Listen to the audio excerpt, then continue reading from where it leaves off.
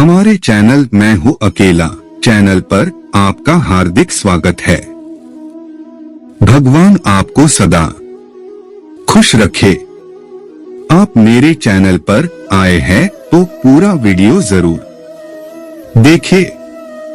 हमारे चैनल को सब्सक्राइब कीजिए। जिंदगी में सबसे आसान काम होता है हार मानना। इसीलिए हम में से ज्यादातर लोगों की आदत बन जाती है बिना कोशिश और पूरी मेहनत किए नतीजों को पहले से सोचकर बैठ जाना। लेकिन हमेशा इस बात को ध्यान में रखें कि लाइफ में हार मानना परेशानी का हल नहीं, बल्कि इससे दिक्कतें और भी बढ़ती जाती हैं।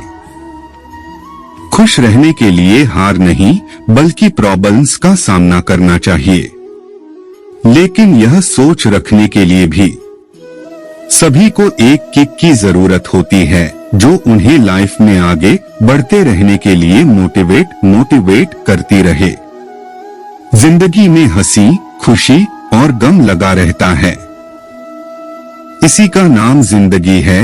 जीवन के प्रति हमेशा अपनी सोच सकारात्मक रखें, तभी आप एक अच्छा जीवन व्यतीत कर पाएंगे। ये हमारे वीडियो बनाने का उद्देश्य है कि आपको नेगेटिव मानसिक स्थिति से निकालकर पॉजिटिव स्थिति में लाएं। इस दुनिया में कोई किसी का हमदर्द नहीं होता। लाश को शमशान में रखकर अपने ही पूछते हैं, अभी और कितना वक्त लगेगा। अपने मन की किताब किसी ऐसे व्यक्ति के पास ही खोलना जो पढ़ने के बाद आपको समझ सके। जीवन जितना सादा रहेगा, तनाव उतना ही आधा रहेगा। जब भी आपसे कोई चीज छीन जाए तो समझ जाओ कि वो कुदरत आपको पहले से कुछ बेहतर देना चाहती है। मुसीबत में फंस जाने पर मनुष्य को ग्रह दोष, वास्तु दोष, पितृ दोष सब दिखाई देने लगते हैं। केवल खुद का दोष नहीं दिखाई देता। खुद को मिटाकर भी रख दोगे तब भी ये दुनिया आपसे खुश नहीं होगी। इसीलिए वो करो जो आपका दिल चाहे, वो मत करो जो दुनिया चाहती है।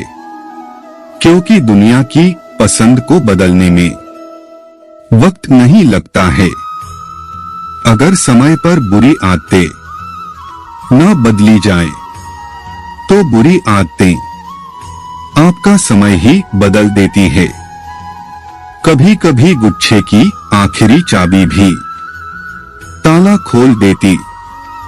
रिश्ते चाहे कितने ही बुरे हो, उन्हें तोड़ना मत। क्योंकि पानी चाहे कितना भी गंदा हो, अगर प्यास नहीं बुझा सकता, वो आग तो बुझा ही सकता है। ईश्वर से कुछ मांगने पर न मिले तो उससे नाराज ना होना, क्योंकि ईश्वर वह नहीं देता जो आपको अच्छा लगता है, बल्कि वह देता है जो आपके लिए अच्छा होता है। जिंदगी में एक ऐसे इंसान का होना बहुत जरूरी है जिसको दिल का हाल बताने के लिए लफ्जों की जरूरत नहीं पड़ती। शायद उसे ही परमात्मा कहते हैं। महानता कभी न गिरने में नहीं, हर बार गिरकर उठने में है। बीच रास्ते से लौटने का कोई फायदा नहीं, क्योंकि लौटने पर आपको उतनी ही दूरी तय करनी पड़ेगी जितनी दूरी तय करने पर आप लक्ष्य तक पहुंच सकते हैं। नादान इंसान जिंदगी का आनंद लेता है, लेकिन होशियार तो हमेशा उलझा ही रहता है। चिंता उतनी करो कि काम हो जाए, इतनी नहीं कि जिंदगी तमाम हो जाए। अगर जीवन में कुछ पाना है तो अपने तरीके बदलो। इरादे नहीं, गलती करना बुरा नहीं, गलती से सीख ना लेना बुरा है। सफल लोग कोई अलग काम नहीं करते, वो बस अलग तरीके से काम करते हैं। जिस व्यक्ति ने कभी गलती नहीं की, उसने कभी कुछ नया सीखने की कोशिश नहीं की। जो गिरने से डरते हैं, वो कभी उड़ान नहीं भर सकते। रास्ते बदलो मत, रास्ते बनाओ। दुनिया में कई तरह के लोग होते हैं, जिनमें से कुछ ऐसे होते हैं जो छोटी छोटी बातों में खुशी तलाश लेते हैं, तो वहीं कुछ ऐसे भी होते हैं जिन्हें मनचाही चीज मिलने के बाद भी खुशी नहीं मिलती है। ऐसे लोगों को बस दुखी और उदास होने का बहाना चाहिए, और यही इनके दुखी रहने का कारण बन जाता है। इन्हें अनहैप्पीनेस एडिक्शन यानी कि दुखी होने की लत होती है। जानिए दुखी रहने के कारण और इस लत से कैसे छुटकारा पाया जा सकता है।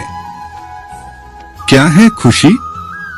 खुशी कोई चीज नहीं है जिसे आप मुट्ठी में बंद कर लें या अलमारी में रख दें। ये तो एक भावना है जिसे बस महसूस किया जा सकता है। कोई 10 रुपए का एक फूल पाकर भी खुश हो जाता है, तो किसी को लाखों रुपए की हीरे की अंगूठी भी खुशी नहीं दे पाती है। ऐसा इसलिए है क्योंकि वह खुश होना ही नहीं चाहता है और उसने मायूसी को अपनी आदत में शामिल कर लिया है। ऐसी विचारधारा से बचकर खुश रहने का तरीका ढूंढना चाहिए, क्योंकि इसी में आपकी भलाई है। क्या है दुखी रहने के कारण? अनहैप्पीनेस यानी उदास रहना। अपने आसपास गौर से देखें तो आपको ऐसे लोग जरूर मिल जाएंगे जो वर्तमान में खुश होने की बजाय भविष्य या बीते कल की बातें सोचकर मायूस हो जाते हैं। ऐसे लोग यदि कुछ पल के लिए खुश हो भी जाएं तो अगले ही क्षण कुछ नकारात्मक बातें सोचकर दुखी हो जाएंगे, क्योंकि दुखी और उदास होना उनकी आदत में शुमार हो चुका है। ऐसे लोगों के जीवन में यदि सब कुछ अच्छा हो रहा होगा, तब भी यह मायूसी का कोई न कोई कारण तलाश ही लेते हैं और दूसरों से कहते हैं कि देखो मेरी जिंदगी कितनी मुश्किल है। इन्हें लगता है कि यह खुशी पाने के योग्य ही नहीं है, जबकि इनकी नाखुशी का कारण इनकी नकारात्मक भावना है। यदि आप अपनी जिंदगी में खुश रहना चाहते हैं तो आपको अपनी उदास होने की इस लत से छुटकारा पाना होगा। दुखी रहने का कारण एक नेगेटिव एटीट्यूड। हमेशा उदास रहने वाले लोगों का एटीट्यूड बहुत नेगेटिव हो जाता है। जिस तरह कुछ लोग नशे के आदी हो जाते हैं, वैसे ही कुछ लोगों को दुखी होने की लत लग जाती है और उन्हें उसी तरह रहना अच्छा लगता है। वह खुद को दुख और मायूसी के एक घेरे में कैद कर लेते हैं और मान लेते हैं कि खुशी उनके करीब आएगी ही नहीं। उन्हें लगता है कि इस तरह से मायूस और नकारात्मक होकर ही उन्हें अपना जीवन गुजारना है। वैसे कुछ लोग ऐसे भी हैं जो दूसरों की सहानुभूति पाने के लिए हमेशा दुखी और मुसीबत में घिरे होने का दिखावा करते हैं। दुखी रहने का कारण दो, सोच बदलना है जरूरी। अनहैप्पीनेस एडिक्शन से छुटकारा पाने के लिए अपने व्यवहार और सोच में लचीलापन लाने और चीजों को उसी रूप में स्वीकार करने की क्षमता होना जरूरी है। हम में से अधिकांश लोग बचपन से यही सुनते आए हैं कि ज्यादा हंसने के बाद बहुत रोना भी पड़ता है। यह बात कुछ लोगों के ज़हन में इतनी गहरी बैठ जाती कि वह इसे सच मानकर जीवन में खुश होना और हंसना ही छोड़ देते हैं, क्योंकि उन्हें लगता है कि इसके बाद कुछ बुरा होगा। और बस यही सोच उन्हें हमेशा दुखी और मायूस कर देती है। दुखी रहने का कारण 3, खुशी के मामले में भारत है पीछे।